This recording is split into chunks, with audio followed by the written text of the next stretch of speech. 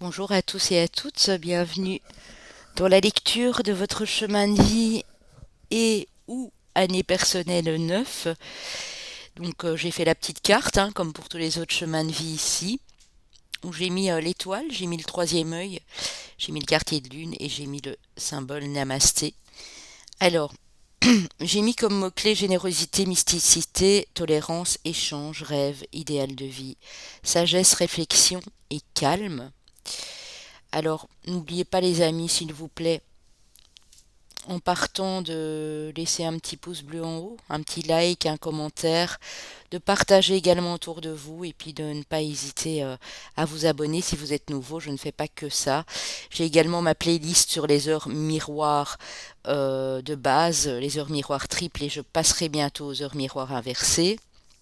Et j'ai également des vidéos de taroscope mensuels, des guidances intemporelles et autres sur ma chaîne. Donc si vous avez envie de venir me découvrir, n'hésitez surtout pas. Alors ici, sur ce chemin de vie neuf, on parle surtout de votre côté généreux, de votre empathie, de votre compassion envers les autres. C'est un chemin de vie tourné vers l'échange, vers les expériences avec les autres. Il se lie aux différents voyages effectués par votre âme et par votre corps. Donc quand je disais que c'était très mystique, on y vient. Vous êtes des personnes qui est à la recherche souvent dans ce chemin de vie de votre vocation, de savoir ce qui est réalisable de votre mission de vie en fait, hein. Vous êtes cependant très idéaliste, vous voulez défendre et respecter l'ensemble des valeurs de chacun, que ces valeurs soient humaines, soit sociales, soit spirituelles. Vous avez un idéal de vie propre à vous pour parfaire votre quotidien en fait, hein. Alors, vous avez un grand cœur, ça, on ne peut pas le nier ici sur ce chemin de vie. Vous êtes toujours prêt à apporter votre écoute, votre aide aux autres. Vous êtes vraiment des êtres très compatissants. Vous avez vraiment de belles qualités humaines. On dit de vous que vous êtes des belles âmes d'ailleurs, hein. Euh, vous êtes en fin de cycle ici, hein. Le chemin de vie neuf, c'est vraiment un bilan, une espèce de rétrospective, mais vous avez connu pas mal d'épreuves en général sur votre chemin, pas mal d'expériences, qu'elles soient positives ou qu'elles soient plus négatives, mais ça vous apporte pas mal de maturité en réalité, hein. Ça, c'est souvent aussi lié à vos vies antérieures, au karma. Vous êtes des vieilles âmes, entre guillemets, comme on appelle ça, hein. Vous voulez aider surtout ceux qui sont dans le besoin et vivent dans un monde plus juste et plus équilibré. Vous n'hésitez d'ailleurs pas à tendre la main à ceux qui en ont besoin, qu'ils aient besoin de soutien, d'accompagnement, d'un toit, d'un logement. Il ne faudrait pas s'étonner dans ce chemin de vie que vous êtes voué à aider les sans domicile fixe, les gens qui ont des soucis, comme les femmes qui sont violentées par leurs partenaires, créer des centres par exemple pour ces dames-là, les orphelins, vraiment les gens qui n'ont pas eu beaucoup de chance. Vous êtes vraiment voué à les aider ici, hein. C'est inscrit vraiment sur ce chemin de vie, hein. D'ailleurs, vos proches aiment être près de vous car vous inspirez vraiment beaucoup de confiance et de sécurité aux autres et vous êtes un modèle pour beaucoup de personnes qui ont besoin justement de trouver ce réconfort chez quelqu'un. Vous inspirez vraiment la sagesse et la réflexion. Vous êtes quelqu'un de très attachant et très inspirant à la fois. Vous avez pour la plupart d'entre vous un parcours assez insolite, des choses, si vous les racontez aux autres, ils vont se dire, waouh, il ou elle en a vécu des choses ici une fois que vous avez on va dire dans les 40, 50 ans. Votre vécu est très intéressant, très enrichissant pour les autres, de par votre expérience justement. Vous êtes en général assez calme, vous êtes dans beaucoup de douceur et vous êtes non seulement des idéalistes mais des rêveurs aussi. Vous avez cependant besoin aussi de liberté et d'indépendance, hein, dans quelques domaines que ce soit, aussi bien au niveau familial, amoureux que professionnel. Vous avez vraiment besoin de pouvoir être libre de vos actes et être libre d'échanger et de penser en fait ici, hein. Vous avez vraiment besoin d'air en fait, hein, pour vivre une vie harmonieuse. Et pourtant, on dit qu'à cause de votre idéal de vie, ou d'un manque de volonté parfois de votre part, vous avez parfois tendance à fuir les difficultés. Donc, comme vous n'aimez pas tout ce qui est conflit, tout ce qui est un peu plus stressant, euh, des disputes familiales, toutes sortes de choses, vous avez tendance à fuir en fait, hein. Vous avez tendance à plutôt fermer les yeux en vous disant que vous n'allez pas participer à ça, bien que vous êtes impliqué directement ou indirectement. Et en fait, vous avez tendance à fuir ces obstacles et à pas vouloir y faire face, en fait, hein. Parce que ces conflits, ces difficultés, ces épreuves ont joué vraiment sur votre sensibilité ici et ça vous crée pas mal d'angoisse, en fait, hein. Toutes ces réactions peuvent vous bloquer. Je dis pas que ce sera le cas pour tout le monde, mais c'est ici le petit bémol. On doit toujours donner le positif et le négatif. Et ça va vous empêcher d'aller de l'avant. En fait, ce qui cause vos blocages ici sur ce chemin de vie neuf, c'est les gens qui ne vous comprennent pas, qui sont dans la nervosité, dans l'agressivité, dans le conflit, dans la violence. Ça vous vraiment vous détestez ça.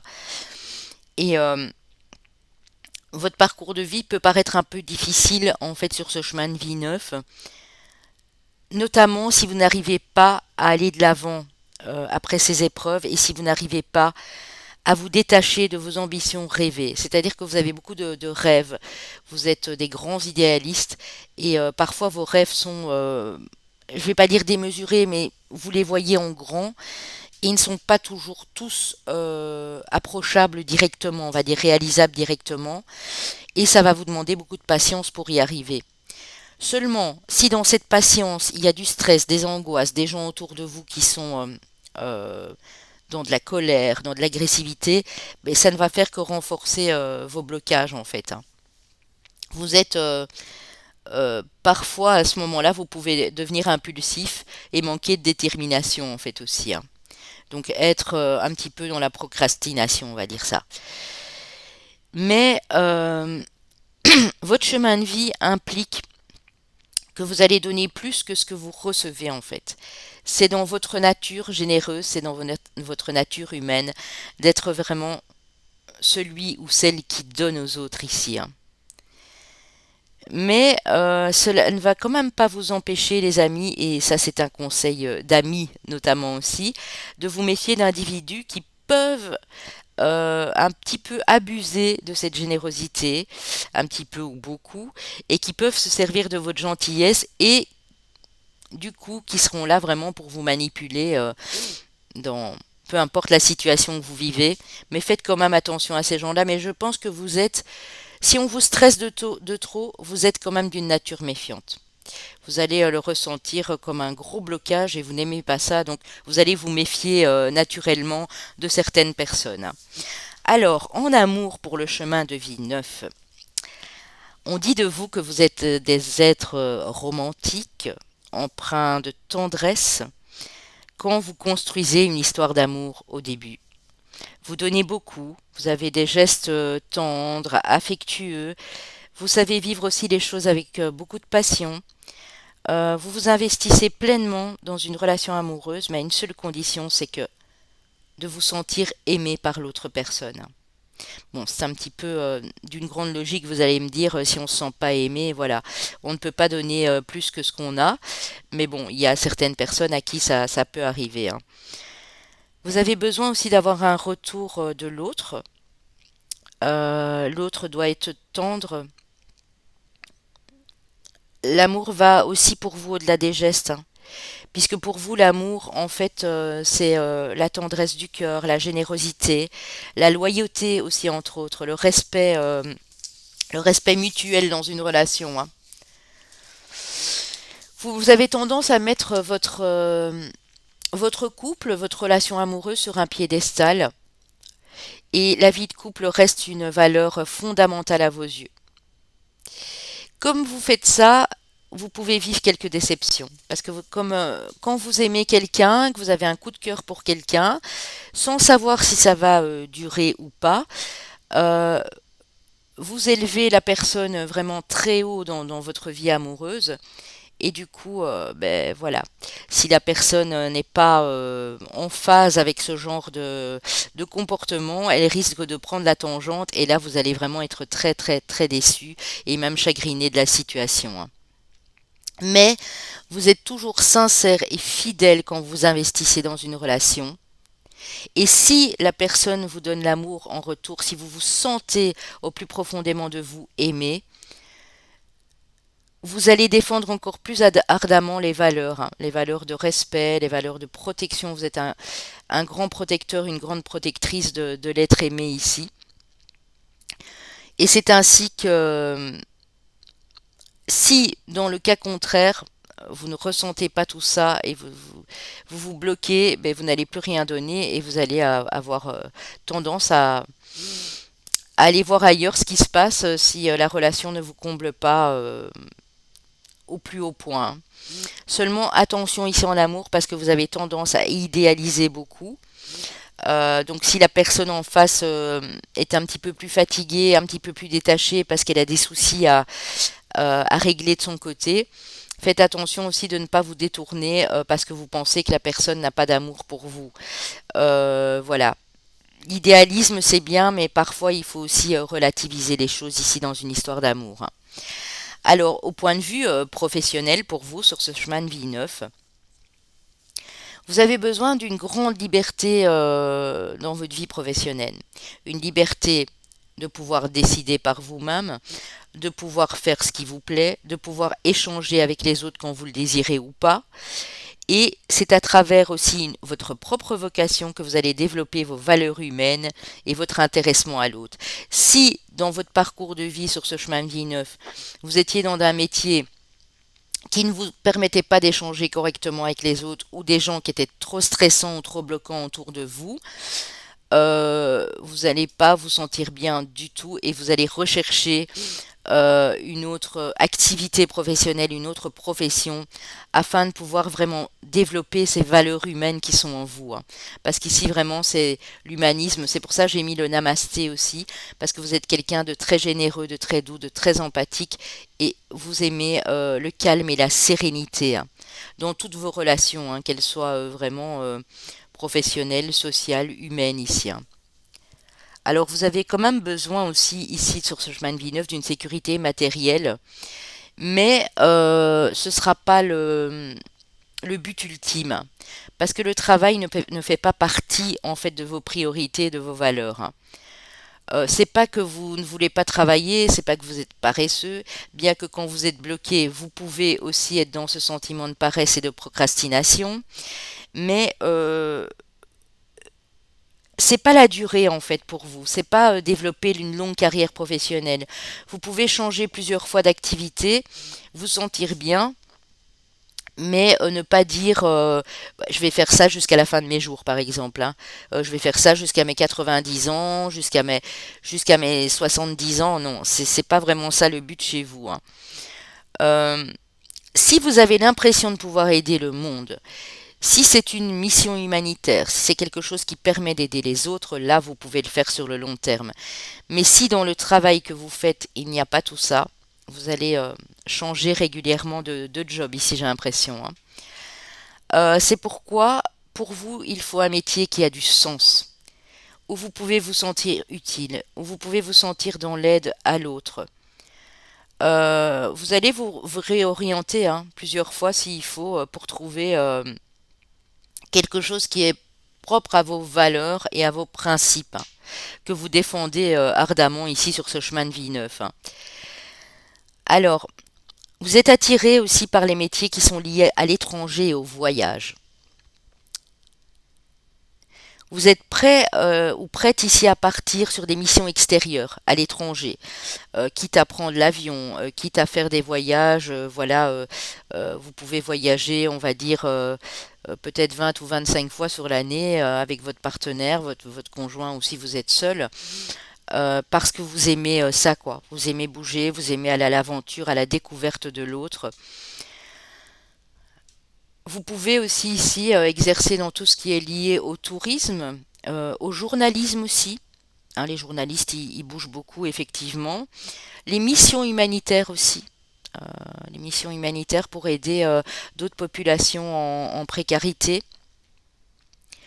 Et ça peut être aussi de l'import-export, hein, pour du textile, pour des voitures, etc. Mais également tous les métiers qui sont liés étroitement à la communication, hein. Donc l'audiovisuel, le marketing, l'enseignement. Vous avez besoin de parcours qui vibrent vraiment avec vos aspirations. Pour d'autres, ça va être des métiers qui touchent à l'humain forcément, style psychologue, thérapeute, sociologue, poète, artiste, théologien, théologien, c'est comme ça qu'on dit, religieux. Vous pouvez exercer dans la guidance aussi spirituelle. Et là, vraiment, si ça vibre avec vous, vous allez vous y donner à 100% ici sur ce chemin de vie neuf. Voilà, ça c'était pour le chemin de vie neuf, les amis. Alors ici, on va passer à l'année personnelle 9. Donc si vous êtes en année personnelle 9 au moment où je vous parle, ou si vous allez rentrer en année personnelle 9 en 2022 ou en 2023 et que vous regardez déjà, l'année personnelle 9, c'est une année de dénouement. C'est-à-dire que s'il y avait encore des choses un petit peu compliquées, ici on vous dit qu'il y a des dénouements positifs à venir. Mais cela dépend la façon dont vous avez traversé vos dernières années personnelles. Si depuis l'année personnelle 6, exemple, hein, vous avez fait des efforts, vous avez connu des épreuves, des tracas financiers ou autres, et que vous avez essayé de dénouer la situation, même que ça a pris du temps, et qu'en année 8, vous êtes en train de retirer ce nœud, voilà, et de commencer vraiment petit à petit à tout remettre en marche, on vous dit que c'est top parce qu'en année 9, vous allez vraiment dénouer tout ça positivement. Si c'est l'inverse, qu'en année 7, en année 8, vous êtes encore bloqué et que vous ne voyez pas le bout du bout, que vous n'arrivez pas à mettre des choses en place, là on dit que ça risque d'être un peu plus long que prévu, hein. Vous allez vraiment devoir attendre le cycle suivant, donc l'année 1, pour commencer à voir des choses changer, hein. On vous dit aussi que c'est une façon pour vous, l'année personnelle 9, pardon, de faire le bilan. C'est une année de rétroacte, c'est une année aussi d'introspection, c'est une année où on fait le bilan de tout ce qui s'est passé sur les années précédentes.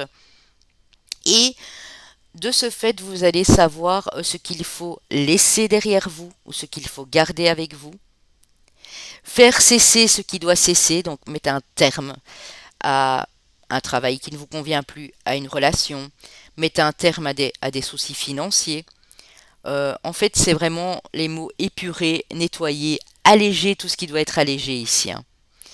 Cette année verra alors, si vous arrivez à faire ça déjà sur la fin de l'année 8 ou en début d'année 9, cette année verra le couronnement de vos efforts. Vous risquez d'aller vers une réussite éclatante dans vos projets, mais, comme je le disais là tout de suite, si les problèmes perdurent sur cette année 9, vous risquez de perdre des choses, mais vous allez le vivre d'une manière assez douloureuse, hein. On vous dit que sur cette année personnelle 9, il faut vraiment passer à l'action. Il faut commencer à faire des projets, à les mettre en place. Mais juste les mettre en place. Donc c'est juste comme une mise en place. Vous voyez, c'est pas comment dire. C'est déjà les peaufiner, mais ne pas les mettre en avant de suite. C'est une sorte de rétroacte en fait, hein. C'est pas vraiment on y va, on met la gomme, hop, en année 9, on dit go, on se lance. Non, c'est d'abord faire le bilan, voir ce qui est possible de mettre en place et déjà commencer tout doucement à mettre les choses en place, mais ne pas vous lancer, ne pas prendre de risques démesurés ici, hein. Alors, sauf si vous traversez bien sûr un cycle propice, que vous avez déjà mis ces projets en place sur l'année 8 et que là tout est mûr pour le faire, bien sûr, à ce moment-là, faites-le, hein. Là, c'est plus une prise de risque, tout a été bien réfléchi évidemment, hein. Vous avez vraiment ici, un peu comme je l'ai expliqué dans le chemin de vie 9, un côté humanitaire qui est tout à fait spécifique à votre année personnelle 9 ici. Vous allez tendre la main aux autres, vous allez tendre vers l'action charitable aux personnes les plus déshéritées. Donc les personnes qui ont faim, les personnes qui n'ont pas de logement, les personnes qui ont besoin d'écoute, qui ont besoin de vos conseils ici, parce que vous êtes dans une année personnelle de sages conseils, vous êtes des sages conseilleurs. C'est une période vraiment favorable pour vous aussi à tout ce qui est reprise d'études, formation, connaissances, stages, ça peut être beaucoup de choses, vous former pour pouvoir vous enseigner par la suite. Parce que vous êtes non seulement des bons conseilleurs, vous êtes très proche de l'humain, mais vous êtes également des bons enseignants ici, hein. Donc voilà. Alors, elle possède aussi cette année personnelle 9 une vibration de voyage. Donc si vous aviez, si par exemple vous êtes à la fin de l'année 8 et vous avez prévu un voyage, on dit que vous allez pouvoir faire selon voyage que vous voulez. Ça peut être un voyage notamment pour découvrir une autre culture, une autre population et de même sur place aider les personnes les plus démunies, hein. Donc ça peut vraiment être une mission humanitaire ici, hein. Cette remise en question va vous aider à mieux vous connaître aussi et couper avec l'ancien vous, hein. Donc s'il y a eu des difficultés sur les années avant, ça va vous permettre de guérir d'une façon définitive, de soigner vos blessures et d'accepter d'aller vers le changement qui arrivera sur la fin de l'année 9 et début d'année 1 en fait, hein. Vous allez trouver de nouvelles aspirations et vous allez aborder les choses avec une nouvelle vision ici. C'est vraiment, oui, c'est une année de rétrospective, c'est une année de mise en route en fait, hein, je dirais ça comme ça. Pour le travail, on dit que vous avez envie de changer, qu'il y a quelque chose qui vient vous dire que si par exemple ça fait des années que vous êtes à la même place et que vous en avez bavé et que là vous vous sentez toujours pas à votre place, eh bien c'est l'année où vous allez décider de tout changer, hein. Mais on vous dit que on vous dit, vous pouvez le faire, mais faites-le à votre rythme, avec beaucoup de patience, beaucoup de sagesse, beaucoup de réflexion, comme vous le savez le faire en année 9. Ne prenez surtout pas une décision sur un coup de tête, parce que ben, si vous donnez votre C4 du jour au lendemain, votre patron, voilà, ne va pas vous faire de cadeau non plus. Donc vraiment, il faudra mesurer ici le pour ou le contre, hein. On vous dit attention à des risques de rupture de travail ou de maladie. Si en année 4 ou en année, si un cycle mensuel, pardon, 4 ou 8 vient la croiser, hein.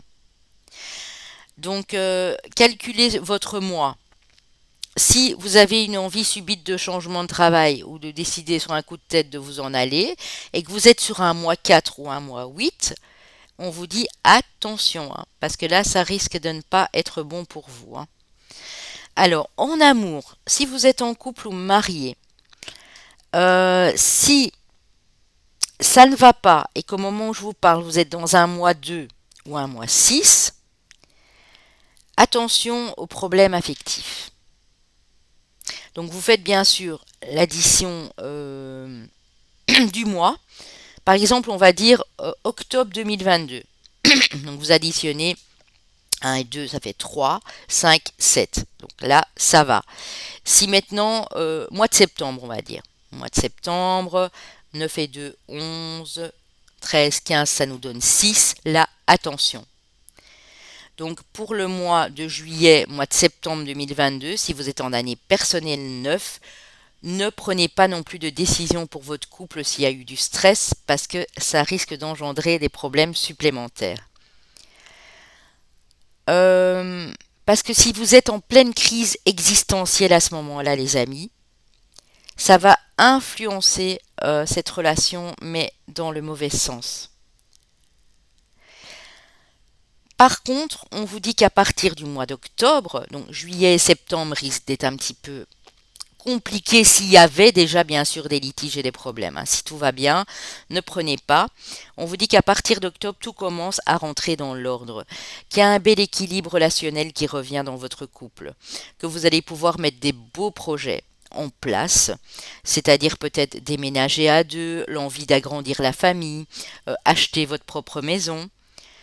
Par contre, pour les couples en crise depuis longtemps, si en année personnelle 9, on va dire depuis l'année personnelle 1 ou l'année personnelle 4, ça ne va vraiment, mais pas du tout, du tout, du tout, on dit que là, voilà, il y a une séparation qui semble inévitable. Pour mes célibataires, on vous dit qu'il y a une rencontre qui arrive à vous, assez prometteuse pour l'avenir, et qui va vous inciter à accélérer les choses. Vous allez avoir envie de vous engager avec cette personne par la suite, donc sur l'année personnelle unicien. Alors pour votre santé, on vous dit que comme vous êtes dans une année où vous allez faire beaucoup de réflexion, même si c'est sage, hein, mais vous allez beaucoup analyser, réfléchir, prendre du temps pour tout ça, on vous demande d'apprendre à lâcher prise aussi sur votre mental, parce que votre cerveau est en ébullition ici, et pensez à faire une cure de vitamines si besoin, les amis, hein. Donc, si jamais vous avez des maux de tête, si vous avez des problèmes pour dormir, si vous vous sentez peut-être pour certains toujours épuisé, faites une petite cure de vitamines. C'est parce que votre cerveau ici a eu besoin de réfléchir pendant un bon nombre de mois. Donc, faites juste attention à ça. Donc, pour l'année personnelle 9, j'avais mis dénouement de situation. Lâcher prise, humanisme, réussite ou perte selon les années que vous avez vécues avant, nouvelles aspirations et envie de changement. Donc attention à l'envie de changement, hein. Regardez bien dans quel cycle mensuel vous êtes, les amis. Voilà, j'espère que vous avez apprécié, que ça a pu vous parler un maximum. Moi, je vous dis à bientôt pour les chemins de vie maître nombre notamment, hein, si vous avez un chemin de vie 11, 22 ou 33. Et puis n'hésitez pas bien sûr à liker, à commenter, à partager et à vous abonner en partant. Bye bye.